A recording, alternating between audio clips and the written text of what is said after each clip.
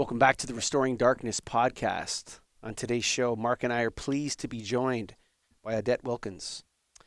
She has been a technology transactional attorney for over 20 years, having represented multinational corporations in entertainment, finance, and technology. She co-founded Wired Broadband Inc., WBI, a nonprofit in New York City, and the National Call for Safe Technology, coalition of over 100 organizations and individuals nationwide. Both organizations advocate protections for the public by promoting safer telecommunications. Expanding her efforts in NYC, she founded the NYC Alliance for Safe Technology, a coalition of New York City residents, civic leaders, and community board leaders and members advocating for the responsible placement of wireless facilities. In her various roles, she has been promoting the benefits of wired broadband connectivity to bridge the digital divide for the unserved, underserved, and disabled communities. Her social media will be and websites will be on the restoringdarkness.com website. But before we get to our interview with Odette, I want to tell you a little bit about the Lighting in Darkness Foundation, which I am the interim executive director, just interim because it's non-paying. So that means nobody else will do it except me. But if you want to donate to the work we're doing, which is we're going to educate the lighting industry. That's right, the industry that will fix the problem, because only the lighting industry can fix light pollution problems, right? Right now they have their heads in the sand, and the Lighting in Darkness Foundation is made up of over 70 lighting companies that started it. And so we're going to create education, we're going to create awareness, like the Restoring Darkness podcast that we put out there on a bi-monthly basis or so. And if you want to support that work, including our work in mitigating light trespass disputes, that's right. Lighting in Darkness Foundation has 2 cases right now where we're helping mitigate between light trespass between neighbors. You can go to restoringdarkness.com, press the donate link, and you can help us out. Or you can go to softlights.org and help out Mark Baker, who has a petition before the FDA right now. That's right, 60,000 signatures to get them to do something about these crazy glaring headlights. That's right, that are blinding people on the road. And so great work by Mark Baker of Softlights Foundation, softlights.org, and you can check us out at restoringdarkness.com. Odette Wilkens, it's a pleasure to meet you and welcome you to the show. Thank you. Pleasure to be here. On our last show, we had a researcher, and he came on the show, and I don't even know if it's out yet, Scott, but he basically told us that the volume of electric lights in cities is neither there's no indication that it reduces crime or increases crime. Lack of light does not increase crime, and more light does not decrease crime. And these things are not correlated. And he had many thousands and thousands of instances, Mark, where this was recorded over years. And my question for you, Odette, so if it doesn't create more safety, and it doesn't reduce accidents, it doesn't reduce pedestrian vehicle accidents, does it cause harm? Does LED light and does the radiation or the luminance, as Mark often calls it, from LED lighting cause harm to people? Well, I'm not that familiar with the luminescence aspect of LED lighting, but I have heard that the lighting has been associated with 5G. In one of the countries in the UK, they seem to be putting 5G into the LED lighting. I'm not sure exactly how that actually plays out, but that's going to cause a lot of radiation. If you're going to be placing 5G in the lighting fixtures, that is going to cause a lot of radiation, and 5G goes into the millimeter wave spectrum. So that we can expect to increase radiation, definitely. So what you're probably talking about there is Li-Fi. So that is wireless internet over light, and it's called Li-Fi. And so light moves at the speed of light. So nothing will be faster than an internet connection that is over light. And also that is actually the matrix. So when you see the literally the in the matrix, you see that picture of the zeros and ones coming down. That's what they're Uh-huh. doing, is they're gonna implant that internet signal into all of the beams of light from an electric light fixture. That's already happening. Right. And so I'm not really familiar with that, but I do know that wired connections are much faster than wireless connections. Now, I don't know, in terms of how 5G is going to work at the speed of light. I have not heard that, but wired connections are far superior, and the wireless infrastructure cannot compete with wired infrastructure. So if you have coaxial cable, or if you have especially fiber, you know, that's not going to, wireless is not going to work anywhere near as fast as fiber.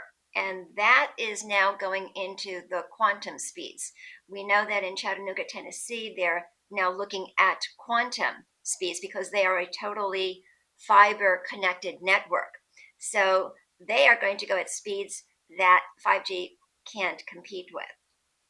Do you want the bad news? Yeah. The bad news is fiber optics is using light.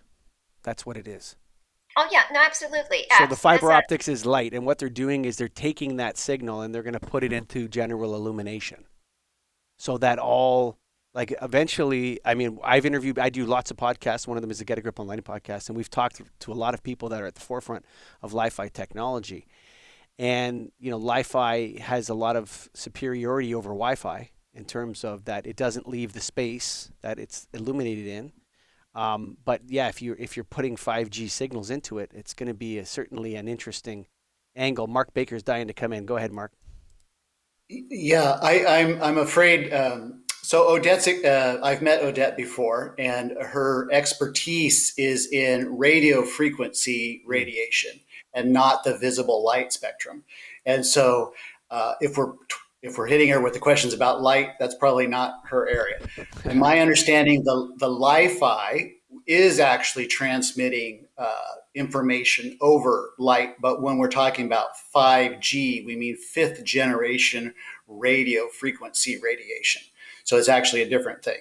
So they're using the poles to transmit information over the radio frequencies using a fifth generation, which is, I'm not sure, faster, smaller cells, et cetera. So that's where Odette's expertise is.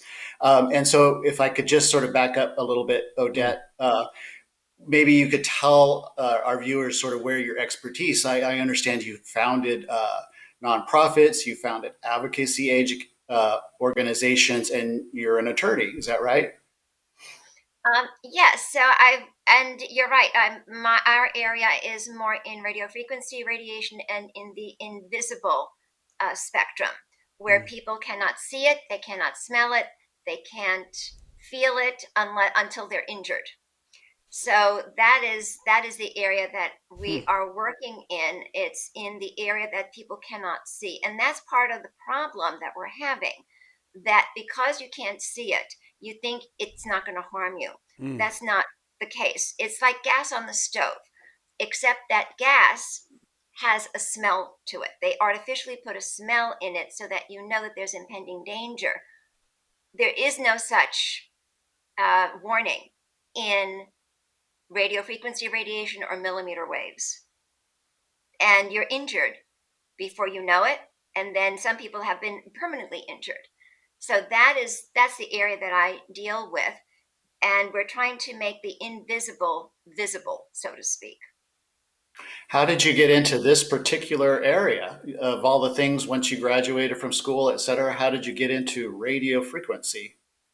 Well, actually, when after I graduated from law school, I went straight into computer law. At that time, it was in 2000.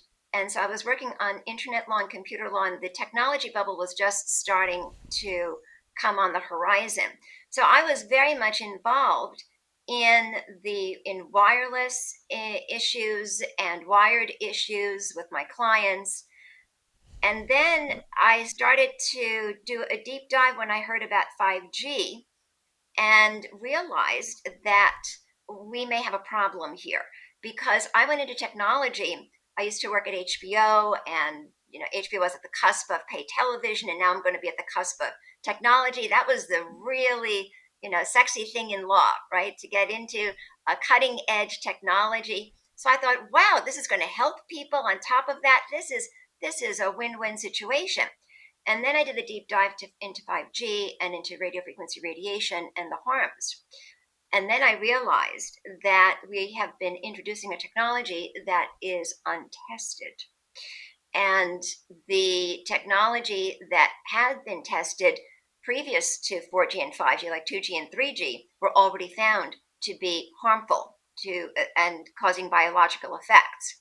So then I drew the line as an attorney.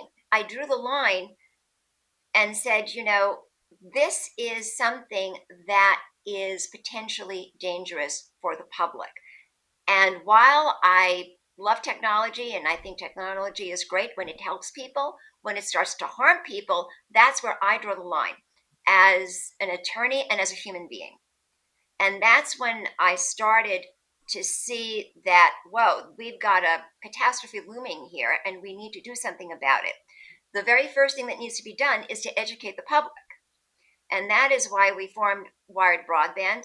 And then we also formed the National Coalition, the National Call for Safe Technology, because we found that there were a lot of people who were very concerned and who were being harmed and who were being disabled, either temporarily or permanently, from radio frequency radiation.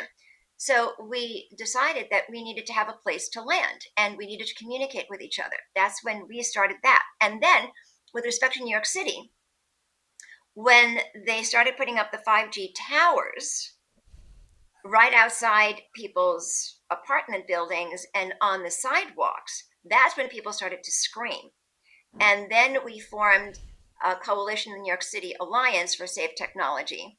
And now there are 16 community boards in New York City that have opposed the 5G towers. And that's about 25% of New Yorkers. And there are more that are going to be coming on board. So people are awakening to this, but the most important thing is to make people aware. And that is why we form these organizations. Wow. And how you said that people started screaming, but if they can't see it, how do they, or is it just the visibility of the tower? Are they feeling this radiation? Yeah, it's the visibility of the tower. You see, once they actually Oh, start to see an object in front of them that really portends something that is not going to be helpful for them and that's ugly on top of everything, and they want to put this in the historic districts and in front of historic landmarks, then people start to scream. So initially they start to scream about the aesthetics, but then they start to ask more questions. And the more questions they've been asking, the more that they realize that this is harmful. And people in New York City, we've been hearing complaints of people getting headaches and not feeling well and wanting to change venues or escaping New York. I know at least a couple of people or several people who have had to leave their apartments in New York City because they were injured. They were wow. injured And then does by, that, they know that they were injured by 5G. What were the injuries and how do they Well, know well, that it was connected to that? not necessarily 5G, but it was connected to radio frequency radiation, and it was either the smart meters or the Wi-Fi, because all of this puts out radiation, radio frequency radiation, and they were injured. One was injured because there were smart meters on the other side of her bed, of her bedroom wall, and that caused permanent neurological damage. There was someone else where there was a whole bunch of Wi-Fi that all of a sudden it started to uh, promulgate in her area in New York City, and she could not survive. So she had to escape New York City. And there have been others as well. There's a student at one of the schools here who was in a dorm and she was very badly injured and she had to escape as well. So it's starting to happen, and more people are becoming injured generally from radio frequency radiation. Now 5G has been untested. There's been no pre-market testing for 5G, but the case studies that have already come out on 5G, particularly out of Sweden, I think there have been about 7 at this point since the beginning of last year, showed that people were harmed, seriously harmed, These included business people where the 5G tower was placed outside of their businesses. This included an elderly couple where 5G towers were placed on top of their apartment buildings. Wherever they've been placed, people were injured. And that is what the case studies show. And there's been no post-market monitoring of 5G. The problem with 5G is that there has really been no large testing because, for instance, Senator Blumenthal of Connecticut, U.S. Senator Blumenthal of Connecticut, asked the industry executives back in 2019 in a hearing if there have been any safety studies done on 5G. And they said, none that we know of. So that's when he said, then we're flying blind here as far as health and safety is concerned. And that's exactly what's happening here. We're flying blind here. But the people were initially upset and screaming when they saw the 5G towers. Odette, that's why it's interesting for me to have you on this show, because in my area, it's the same with LED radiation. So the authorities talk about LED lights, but I want to kind of remove that it's radiation in the visible part of the spectrum. There's pre-market testing. There's no monitoring of it now. And so we have the same issue in the U.S., the Food and Drug Administration and the Center for Devices and Radiological Health is supposed to be doing all of that and reporting to Congress and monitoring that, and the FDA is not doing that. One of the things is sort of a just thing. What's the term? We have light pollution, we have air pollution, we have water pollution. What's the term we use for electromagnetic radiation pollution? That's too many words, I think. Is there a term that you all use? Can I addendum that question? And Mark, just while she's answering, just turn off anything else that's on your computer. You're cutting out just a little touch. Where is this pollution? It's not in the air. It's not in the water. It's not in the earth. It's something else. There's some other field. And so that's kind of the same question that Mark is asking you. Yeah, so it's electrosmog and it is in the air. The thing is that you can't see it. The sound waves travel through the air. That's what they're called, airwaves. Radio frequency radiation travels through the air. They're airwaves. The problem is that they're pulsating.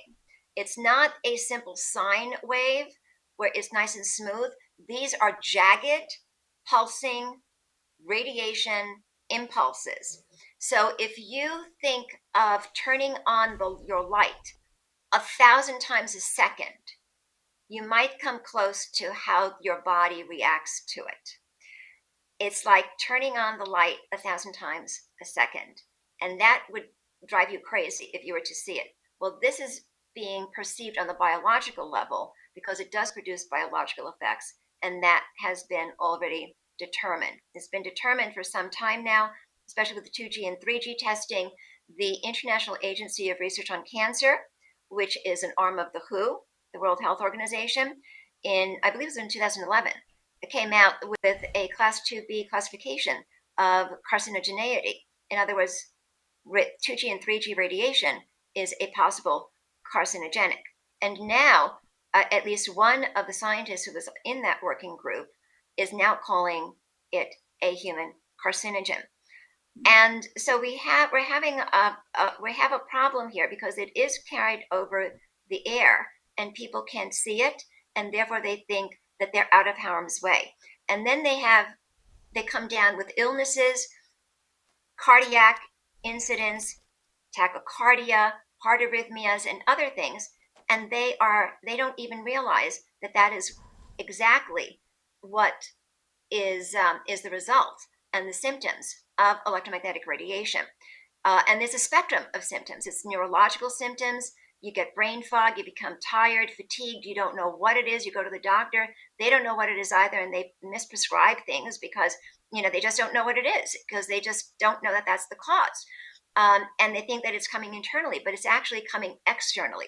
So people who otherwise don't have any underlying conditions, they don't have, and they have all, or if they do, it's all under control. It goes out of whack when you start going in within the field of electromagnetic radiation, which is why I carry with me all the time an electromagnetic detector, and that is a Safe and Sound Pro 2, which measures the units of intensity and volume of these electromagnetic waves. Oh, that's really interesting. Is that do radio frequency only, or could we use that same thing for light, visible light No, radiation? it's just for radio frequency radiation, but there's also a tri-field which measures electric and magnetic fields separately. But the Safe and Sound Pro is specifically for radio frequency radiation, and it's very good because sometimes I don't feel very good when I'm in an area with high radiation, and and immediately I get a headache, and then my heart starts to uh, chime in. And then I know that I'm somehow in harm's way, and I take out my meter, and lo and behold, it's way off the charts, and it's registering in the red zone. And then I know I have to get out of there. Unfortunately, I didn't get out soon enough back in the summertime, and I was in Penn Station, and it was a tremendous amount of radiation. And before I could get out, I got super tachycardia, and I had to rush to the emergency room. Wow. So I'm a technology attorney. It shouldn't affect me, right? I should be immune, but it affected me. And so I cannot be near radio frequency radiation that is too intense because it has biological effects. And it has The biological effects on other people too. so when the lighting industry first began adopting LEDs, there was a technical issue that occurred. And this technical issue was that the electricity supplied is AC and LED diodes use DC. And so what initially transpired was just what you had said, not 1,000, but 60 times a second, the light would go from 0 to 100. So off and on and off and on. And light flicker is proven to be a problem. Like there's no question. We have studies on lighting flicker, and the old lighting flicker from fluorescence would go from 100 to 60, 100 to 60, not 100 to 0. Right? So only LEDs can go off and on that fast, whereas fluorescent tubes would just lose their light and come back up and lose their light and come back up. And this was enough to cause proven headaches and all sorts of different, it's proven. Like it's not, there's no question about it. It was proven in a double-blind survey by Professor Arnold Wilkens in the UK. Episode 7 of Get a Grip on Lighting or something like that. Anyway, we know that flicker causes people health problems. There is absolutely no question about it. And certain people are more susceptible than other people. So we know that people driving in a vehicle at night through these outdoor lights that are flickering on and off, they'll cause them to have motion sickness. It'll cause them to have a seizure. Epileptics are particularly sensitive to this, and so on and so forth. What is it? You said you had a heart issue when you were exposed to this. What are the specific consequences to the population of exposure to radiation? And what are the acute injuries and what are the chronic or lower level ones that we wouldn't notice? Well, there's been a Bevington study where they identified about 30% of the population has mild symptoms, and then about 5 or so percent have medium symptoms, and about just less than 1% have severe symptoms where it is life threatening and they're disabled and they cannot work or do anything near radiation and they have to get out as quickly as possible. So it's a constellation of symptoms. And it goes anywhere from brain fog, lack of concentration, anxiety, depression, as well as headaches, arrhythmia, AFib, other neurological disorders, dizziness, balance disorders, heart arrhythmias. I think I said that. It really runs the gamut.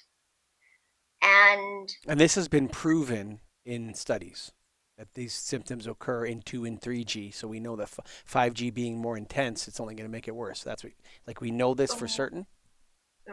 Right. So these are from scientific studies, and as a matter of fact, there were 11,000 pages of scientific studies showing harm below the FCC limits in a case that was decided in 2021. It was decided by the DC Circuit Court of Appeals, and they ruled against the FCC when the FCC decided not to update their emission standards. Now, their emission standards go back to 1996. You know that in the technological age, 6 months is already a dinosaur, right? Mm-hmm. It's already outdated. Since Mm-hmm. 1996 until 2024, so almost 30 years, they have not updated their limits, despite the fact that in the docket, they opened up a docket to get people to bring in information to see if their standards need to be updated. They did. They had it open for several years, and then they closed it. And they said, there's nothing to see here. And the court said, well, did you form a committee to review all of these studies? No. Did you review this in any way? They said no. They just took the FDA's assurance and letter that there was nothing to see here. And the court said, no, that violated the Administrative Procedures Act, which requires a federal agency to take a reasoned approach. That means they actually have to look at the documentation that was placed into the docket. They did not look at the documentation that was placed in the docket. So the court said that they failed to do that, and they failed to look at the long-term exposure. They failed to look at the exposure specifically to children, and that up to this time in 2024, since 2021, the FCC has failed to comply. So, in terms of 5G, yes, those symptoms did arise during the case studies, the 7 case studies that I mentioned from Sweden. Those were similar symptoms that they got with 5G. Now, 5G is a totally different technology from 4G or 3G or 2G, because 5G is a beamforming technology. The other technologies are omnidirectional antennas. So it is a beamforming technology. It locates your cell phone when you activate your 5G, and then it sends out a transmission. It sends out a beam so that it transmits directly with your cell phone. It is a beamforming technology, and actually it's also used by the military, from what I understand, called active denial system, in which they use it for crowd control, and they send out a beam so that people feel like their skin is burning and they disperse a crowd. So that is what 5G is at the higher millimeter spectrum. And so this is what we're deploying in our population right now. So Odette, this is new. This is new to me. That What the heck is going 2G, on? 3G, 4G is omnidirectional, but 5G is directional, Wow. and it's exactly like LEDs. So a tungsten filament, the sun, a candle—they're all omnidirectional. We feel pretty comfortable with those. LEDs are directional, just like a laser. And we have people getting the same symptoms you're talking about from LEDs, the nausea, the Exactly what I was vertigo. thinking. Yeah, yeah. It's the same, the brain fog, and it's doctors. They've verified it. We have medical notes. The non-epileptic seizures, the epileptic seizures, the migraines, and it's also for pulsed. The LED light is pulsed. You know, as Michael just said, it comes on and off 0 to 100 instantly. So we have this same 2 problems, just different parts of the spectrum, don't we? Wow, it's kind of shocking. It is. And so what happened with this case in terms of their standards, we can't now look at them as safety standards anymore. But what they've become is a safe harbor for industry to shield them from any kind of claim of personal injury. As long as they are operating within the FCC limits, they are immune from, or they're shielded from any kind of personal injury lawsuits. It's fascinating to me. a conversation with someone on the weekend. I'm not going to say the name because it's not really germane to the conversation. But we were talking about democracy, and you hear democracy all the time on the news. Democracy, democracy. I don't even know what people are talking about when they talk like that. Um, I don't. Like. It's just like a catch buzz for phrase or something. But this guy was saying to me, he's like, the United States is not a democracy. I'm like, what are you talking about? What about we the people? For the people? He's like, that's all. That's all marketing. He goes, the United States is a plutocracy and always has been, going back to the days of slavery when the government protected slave owners. And the only thing the slave thing was about, the Civil War, was to remove the protection for the slave owners and give it to industrialists in the North. That became the Gilded Age of all these guys, these banksters and all that stuff back in the day. And he's like, that's the history of the United States, is plutocracy. And what you're seeing is that all the laws are passed to protect the businesses, not to protect the people.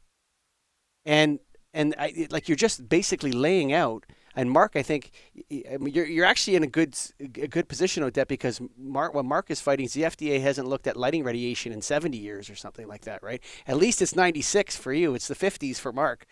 But is the U.S. government set up? Is it true to simply set up to protect corporate interests? Like, it seems like that's all it is. Like, the United States government gets together and they set up these systems that protect certain corporations, and then the Congress people all invest in these corporations and get rich. Everybody gets rich. Protecting these. Is that really what's happening here? Like, is it seriously, or is it just total incompetence? Which one is it?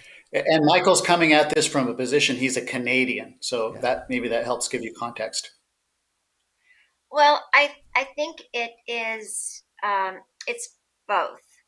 I think there's a level of incompetence here, and going beyond the jurisdiction. The federal agencies are going beyond the jurisdiction, which they have been legislated to do.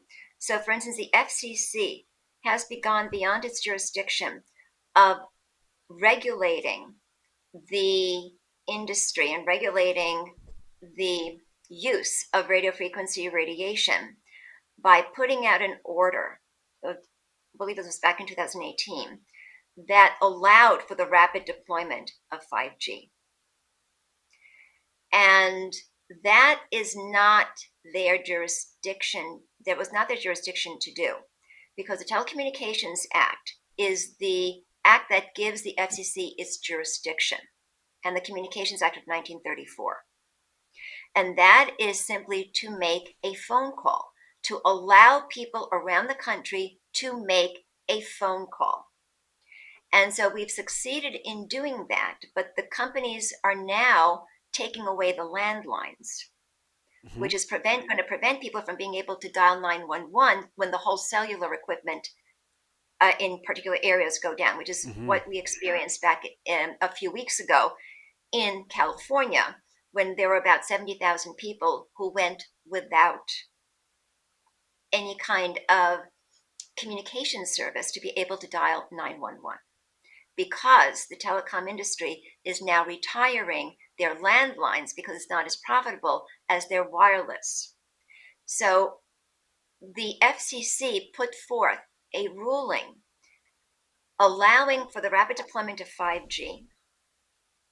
And what happened is that they have been getting away with it, except when they came to New York. When a telecom company wanted to put in a whole bunch of 4G antennas and towers, and the town didn't want them, and they asked, do you have a gap in service? You have to show evidence of a significant gap in phone service. That is what gives the industry the ability to come into your neighborhood in order to put in communications equipment. It's just the ability to make a phone call on your landline. And the company said, we don't have to show you a significant gap in service. You see this FCC rule? We just have to show you that there's a capacity need for future demand, and period. Well, the judge said not so fast. Just because the FCC interpreted the Telecommunications Act to state that you can deploy 5G doesn't mean that the FCC got it right. We in New York do not observe that rule, and it is not applicable. And just because the FCC says it is, doesn't make it the rule. And it's what the Second Circuit states is the rule under the Telecommunications Act, and that is you have to find a significant gap in service, and you have to use the least intrusive means possible. But under the 5G ruling that the FCC came out, they don't have to show a gap in service, and they don't have to use the least intrusive means possible, and they can put them anywhere, basically anywhere they want. So, so we put a check on that in New York. That was put to the test in New York. Unfortunately, in other jurisdictions, they're just going in lockstep with the FCC, and they don't need to, because 5G is not covered under the Telecommunications Act. And what the FCC did is they gave a gift to the industry at the expense of consumers. Odette, would you say that 5G is as significantly different compared to previous radio frequency cell tower stuff as LED is to traditional light sources? 5G is this dramatically different type of technology? Well, yes. I mean, it's vastly different. As a matter of fact, all wireless is different. That was really meant to just be a supplement to the landlines. But now that they're replacing landlines with wireless, we are completely at the mercy of the telecommunications industry when their telecommunications equipment goes down. So, um, you know, I guess LEDs were thought of to, I guess, eventually replace incandescent lighting. But Yeah. wireless was never thought when it came on. It was never. I never anticipated, even as a technology attorney, that would replace the landlines, and Mm. so that's now proving to be a disaster because if people cannot make a 911 call, that is the basis for why the Communications Act of 1934 was enacted, so people could make a call. And so that is so in terms of its analogy to the LED lights, it's a little bit different because it was supposed to be a supplement to landlines, not to replace them, and not to take away people's ability to dial 911. But I'm sure that there are other analogies that can be made with LED lighting. The Michael's he's the director of Lighting and Darkness Foundation, which is an industry created organization, and they're trying to solve this light pollution problem. Is there any industry similar thing to the Lighting and Darkness Foundation for radio frequency? Is the industry trying to recognize that there's a problem, and is anybody in the industry trying to solve the problem? Well, you really hit on a very important point, and that is of innovation. How do you innovate? By competing on safety.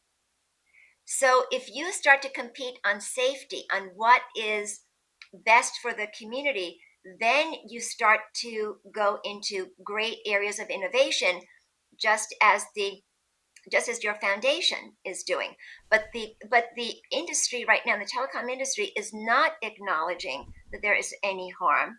And I understand that people have been getting deplatformed when they start talking about 5G and the harms of 5G and the harms of electromagnetic radiation.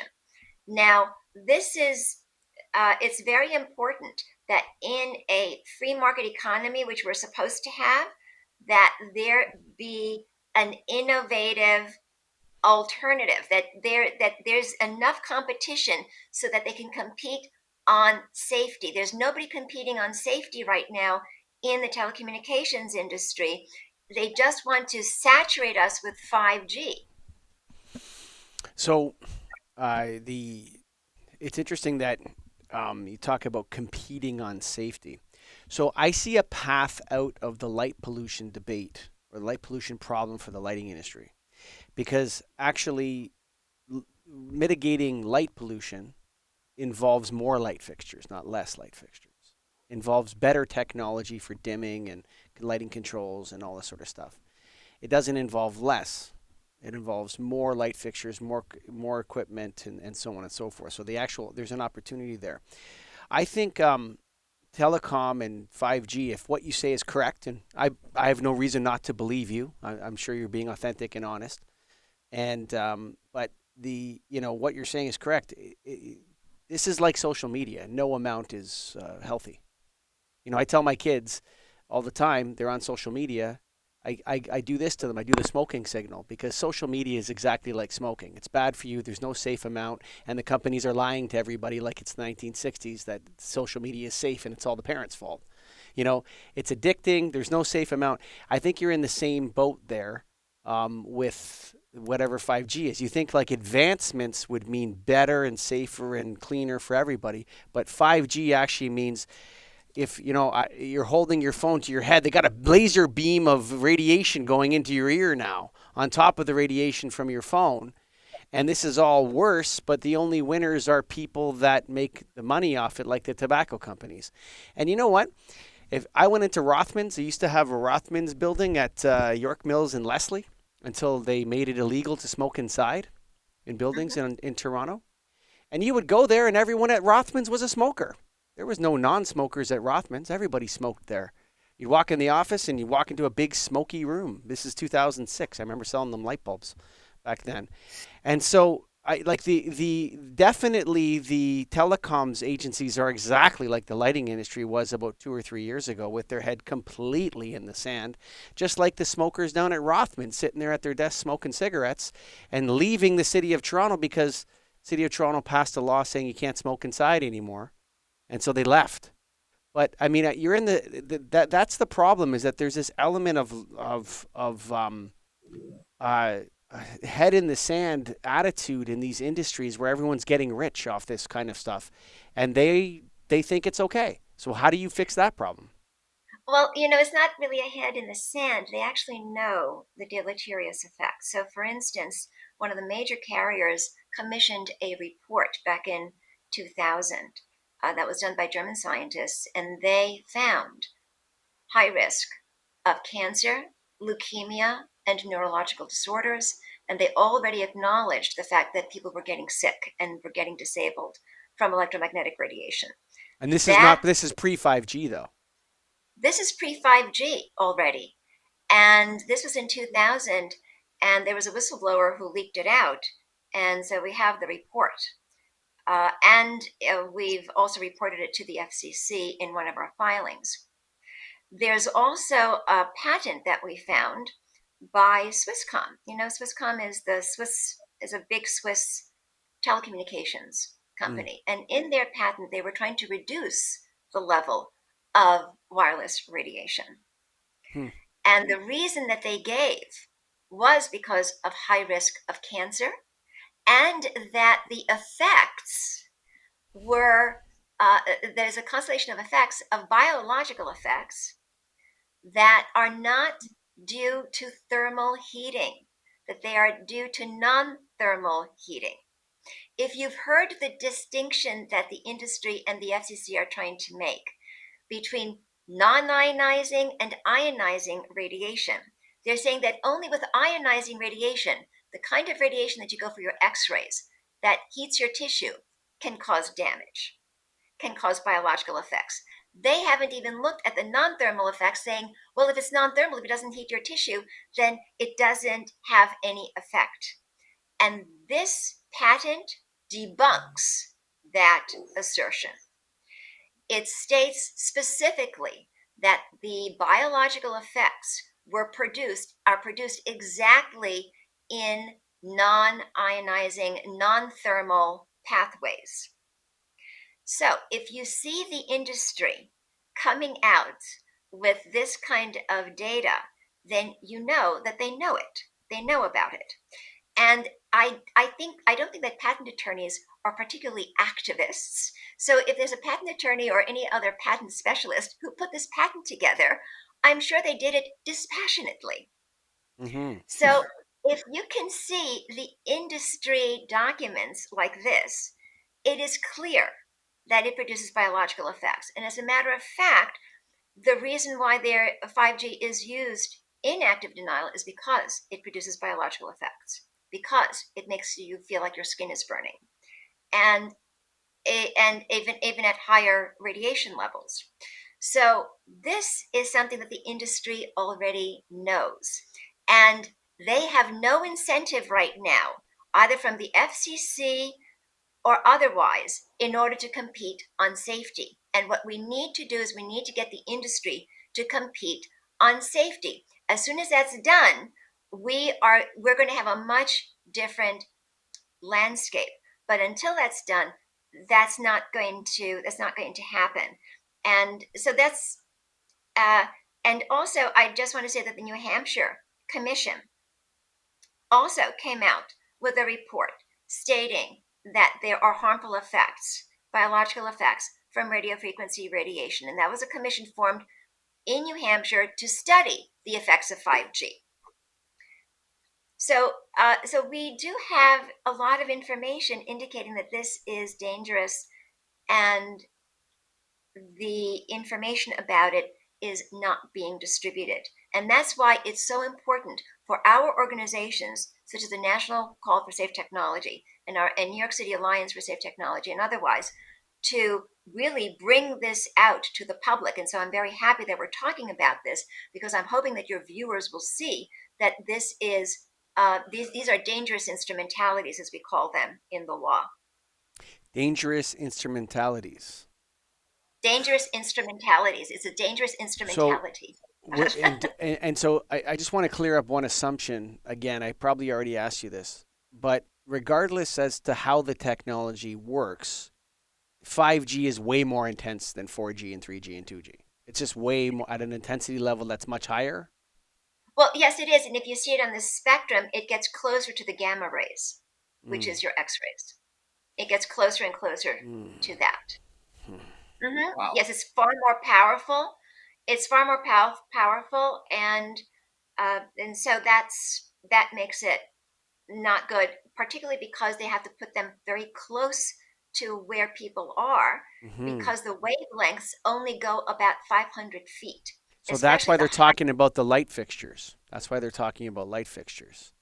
And so I thought you were talking about Li-Fi at the beginning of the show, but really what you're talking about is the mounting of smaller 5G telecom, what is it, projectors? What do you call these things? These antenna? Is that what they are? They're nodes, 5G nodes. And so these are going to be much closer to where humans are walking and pervasive everywhere, so you can't get away from them. Exactly, because they're saying, oh, we're going to deliver this great, high bandwidth. It's like, if you think of from a 1 or 2 lane highway with 2G and 3G, maybe 4G has a 4-lane highway. With 5G, you can have a 10-lane highway, and you can put massive amounts of data, but the data doesn't carry as far. So you have to put a lot more 5G nodes around people, more 5G towers around people. And so then people are going to be in this wireless mesh, this wireless electromagnetic soup, in order for them to download a movie, in order to make a phone call. You don't need that. 4G operates miles and miles away. 4G can operate at least 4 miles away. So you can have a tower that's at least 9 miles away. I said 4 miles, but I meant 5 miles, 9 miles.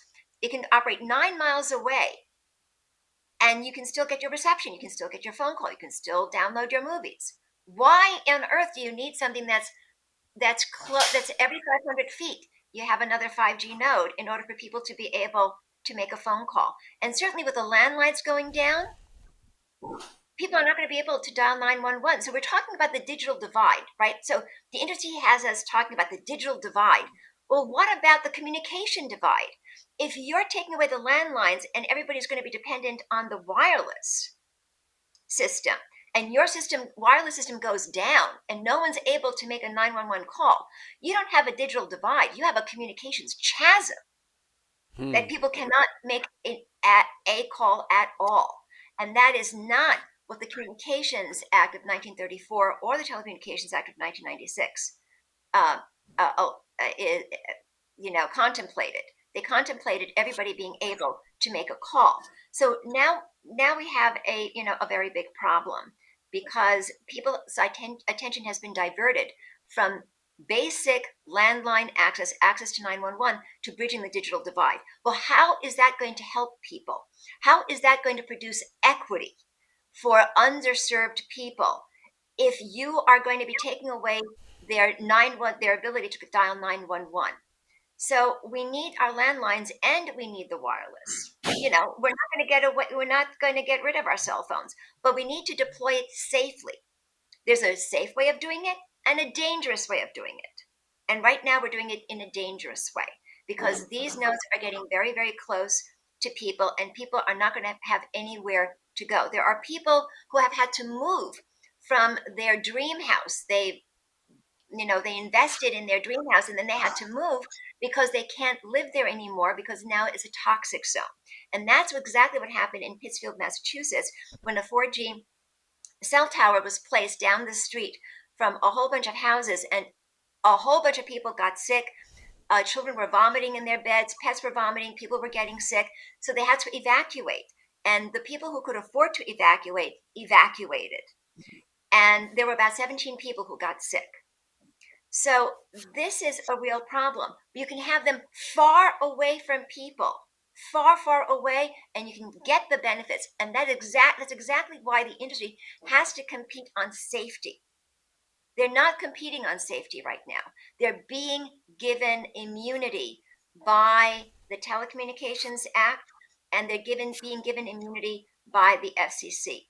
So they're being shielded from any kind of claims of personal injury. And the Telecommunications Act states that as long as the telecom carriers are within their wireless limits as set by the FCC, no one can bring a suit about having been harmed. But the FCC has not complied with the court order in order to revise their limits to take into consideration the 11,000 pages of scientific studies, peer-reviewed, that show harm below their limits. The U.S. is entering its Byzantium phase. There's too many laws and regulations. There's so many places and exceptions and all this kind of stuff. Different turf wars. There's just nobody can seem to get through, and it's in the lighting industry. It's in the telecommunications industry. This sort of quagmire of blocks and rules and regulations, and I would call them kind of phony regulations, Odette, where the regulation is they're regulating that the industry not get sued. That's the purpose of the regulation, is that and then the person that wrote the regulation goes and works at the company that they wrote the regulation for. This happens like crazy in the United States particularly, but also in Canada a little bit too. Right, right. And so I just want to say that, there's a little bit of a conundrum here. Mm-hmm. The FCC has promulgated rules that are favorable to the industry, right? Now, those regulations are bad, but what they want to do is they want to streamline the deployment of 5G by eliminating what they call regulatory barriers. So I want to distinguish what you're talking about. The regulatory barriers that they're talking about, and they never identify what those barriers are, but you know what they are? It's preventing people from having a say in whether or not they need it or that they want it. So notice and the right to be heard are somewhat being taken away, and especially the right to be heard and the right to consent. That is what they want to take away. They want to take away any amount of time that localities need in order to review these permits, in order to make a determination. And what they want to do is they want to eliminate people's voices. Those are the regulatory barriers that they're talking about. Because right now we have a whole slew, an avalanche of federal telecom bills that are going through Congress, and one of which is the worst of the worst, which is HR 3557. And they state that if any locality puts out a moratorium on 5G or anything like that, then that is prohibited. There's an express prohibition against a community saying that they need more time and that they don't want it there. it is prohibited expressly in the bill. And they also state that they must, the localities, if they deny a tower, they must publish that denial the same day that the denial is rendered. Now, how are you going to do that when people meet in the evenings and they're not done until 10 o'clock at night and they make a decision at 10 o'clock at night? How are you going to publish it on your website that you've denied this tower? And in addition, the Telecommunications Act requires that a locality provide substantial evidence in the record in order to But hang on a substantiate. second here. If they don't provide that notice, it waives their ability to deny it? Like if they don't get it posted on the same day, because it's 11:35 when they did the final vote and the gavel fell, and then the next day the website administrator comes and posts it. You didn't put it on the same day, so we're building the tower anyway. It can't be like that, can it? Correct. I got a name Correct. for all this stuff. So we used to be citizens. Like I used to be a citizen of Canada. Okay, I used to be sometime 30 years ago or something. Now I'm a peasant. They just want me to be a peasant. You shut up and get in line, boy, you Canadian boy. You make sure that cell tower goes up. And when we tax you and take away all your money and tell you what to do and everything else, you be a good Canadian and say thank you and apologize for being in the way. Sorry about that. This is what they're forcing us into, it seems like. It's crazy. That, This that, argument you're giving is everywhere. It's in the lighting industry. It's everywhere. It's like I'm a citizen of Canada. Nah, we're more about being peasants. You're more of a peasant really than a citizen. I call it peasantization, where they remove the franchise, the agency of all the citizens with these bizarre laws and tricksterism, Byzantium-style tricksterism that they have in the government now. It's like, I know how we can get this through. We do it like this, and we declare the Emergencies Act, and then it's not really an emergency, but everyone's going to... And then instead of arresting people and trying them in front of a court, we're going to have a parliamentary committee. We're going to have a parliamentary... What the hell is a parliamentary committee? Arrest the bastard and put him on trial for crimes. You understand what I mean? Like, I'm sick of this congressional hearing. So what the hell is a congressional hearing? Can you put the guy in jail at the end of it? No. Sorry, my producer's telling me to calm down. But anyway, it just drives me crazy, this stuff. It's everywhere.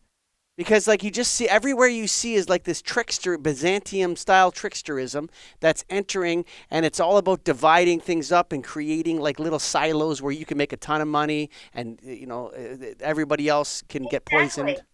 Everyone else gets poisoned or whatever. Yeah. Yes, exactly. And what's happening with the avalanche of federal bills now in the United States is that there are over 90 bills that the industry has introduced into Congress.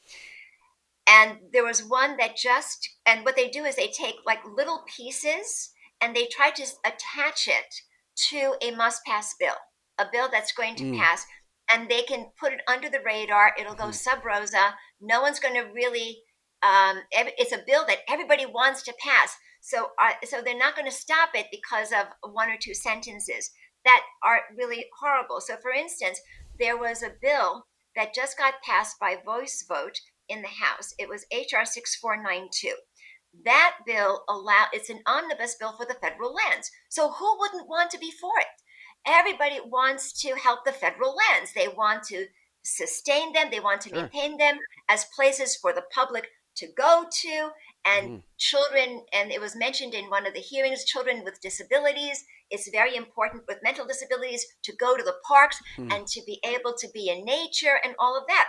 So that's wonderful. So everybody wants it. The problem is that the industry put in 3 provisions, and one of which was put in at the last minute. And that is that they're going to carpet our national parks with wireless, with 5G towers. So it gives them the right to do that, which means that it's obviously going to be a fire risk because these are electrical installations. People don't realize that these are electrical installations, and 5G runs very hot because it does a lot of analog to digital conversions. So there's already been a tremendous number of fires in California, one of which was the worst, Woolsey Fire in 2018. It caused $6 billion of damages, and it was caused by one lashing wire. I think there was also another piece of telecom equipment that did not function well, but there was one lashing wire, and it had to be repaired.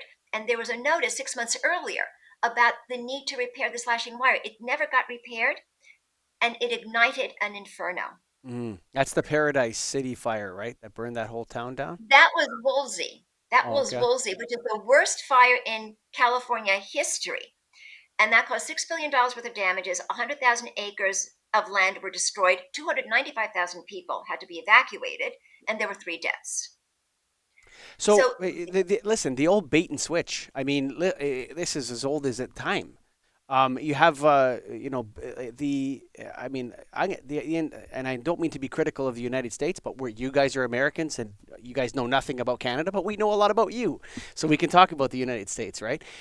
It seems like that your Congress is a complete waste of time. Like you see them talking, they're not even talking about what the issues are. They're talking about all sorts of other things. And you like, 61, I'm gonna just bring it up. I know I'm not supposed to bring up politics, producer. And he's saying I'm going too long. I don't care. I do this for free, so nobody's paying me. So you have $61 billion, but apparently 2/3 or 3/4 of that is going to stay in the United States, and it's going to go to companies to wring iron ore out of the earth, put chemicals inside the metal, send it over to Ukraine so it can be exploded onto other people. That's the purpose of that bill, to get American industry to take precious metals from the earth, form them into weapons, shells, and ship them to the Ukraine so they can shoot them at the Russians and blow them up. Like, what the hell is this? This is insanity, moral insanity to me. Like, it's completely cuckoo for like, where are the environmentalists? Where are the people, all these people talk? Where are these people? They're gone. They're nowhere to be found. And it just seems like we live in this Byzantium age where everybody's lying to everybody all the time. Nobody's telling the truth at all. Yeah, well, the thing is that really, to be fair, the information is not going out because the telecom industry now sits on boards of the news media, including the New York Times. So you're not going to see this information going out. So it's our responsibility to get the information out. And that is what we're doing. And so I just wanted to complete my thought about HR 6492. Sure. So what they're doing, they did at the last minute, a couple of days before the final vote, they put in another poison pill that that industry consultants can be deputized to approve and to oversee cell towers in the national parks, which means that it's really the fox guarding the hen house, giving the keys to the kingdom of the kingdom to the telecom industry. And that was a very bad provision that was added just 2 days before the vote. So now it's at the Senate, and we're trying to figure out what to do there. And we're trying to see what we can do about excising that language. So this is a problem because what the industry is doing is they're taking little bits and pieces of what they want to do, and they're putting it into these must-pass bills. And people don't realize the magnitude of what they're doing, because once these towers go into these national parks, those children with mental disabilities are going to get worse, because it has been shown that wireless radiation causes ADHD and neurological disorders in children. So if children with neurological disorders are going to the forest in order to get some kind of relief, and they've got 5G towers there, that's not going to happen. It's probably going to make it worse for them. So everybody's been sold the bill of goods. And in terms of the bait and switch, there's been a big bait and switch in the United States. Because, and I can tell you in New York, we were promised fiber to the premises, to all premises. And we were charged back in the 1990s, people who were using their landline phones, we were charged a particular sum of money on each of our bills in order to give to the industry to fund this fiber deployment to the home, wired deployment to the home. That did not happen. And what happened is, through the regulators, they've reported that this money has been siphoned off into their wireless enterprises. So that was the big bait and switch. We've already paid for wired. And instead, they're using the monies that they promised, that they got under the promise that they were going to do a wired connection. And now they're putting it to their wireless enterprises. So that is what the regulators have been reporting, and that is something that has to be examined as well. So that's the big bait and switch. Odette Wilkens is telling us to follow the money, Mark Baker. But before we get into these rabbit holes, I mean, there's not even rabbit holes. It's open. Like it's just open season. It's not even you have to go down rabbit holes. It's just nobody reads the bill that goes through. I remember there's that one, I can't remember which congressman it was, and he's like, they were asking him why he was opposing the bill. And he said, because I think I'm the only one who read it. And that's in Congress, right? Because it's 2,500 pages or something, right? It's like a big phone book of paper. Odette, I want to thank you for being a guest on the Restoring Darkness podcast. We kind of went on a different tangent, Mark, but it was fun. And so if you want to find Odette's work, her Facebook page is posted on the Restoring Darkness website, along with 2 other websites, and you can look more into her there. And I want to thank you for joining us today. We're supposed to stick at 40 minutes. We went 25 minutes over on this one, but it was off topic, and we need to get more information. So I want to invite you to go to the restoringdarkness.com website and check it out. Click the donate link if you want to support the Lighting in Darkness Foundation. And also softlights.org. Mark Baker's on fire right now. It's got to be 70,000 now on that petition just over the course of the last hour we recorded, Mark. No, I don't know what it is, but that's a lot of signatures. 60,000 is a lot for his FDA work that he's doing, and you go to softlights.org to find out more about that. Like, subscribe, all that sort of stuff. But before you do, I just want to say thank you for watching and listening. Bye for now.